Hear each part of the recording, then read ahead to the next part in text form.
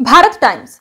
अयोध्या में रामलला के विराजित होने के 1 साल पूरा होने पर बुधवार शाम को कुड़ी चौराहे पर श्री हनुमान चालीसा पाठ का वाचन किया गया।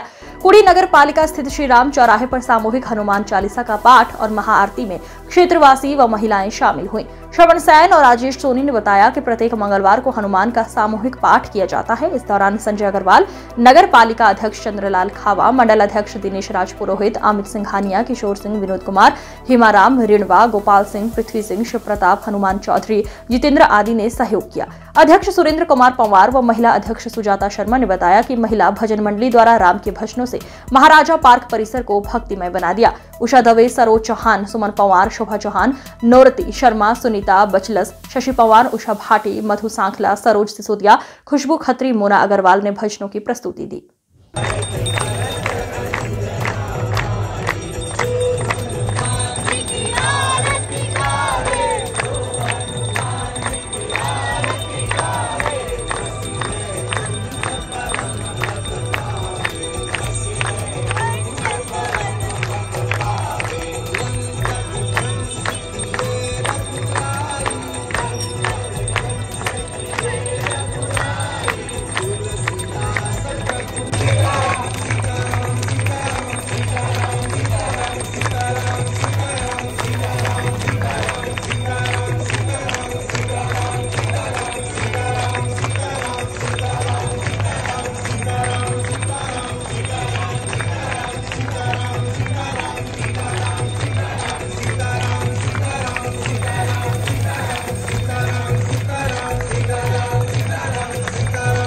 अरे हिलाओ मत।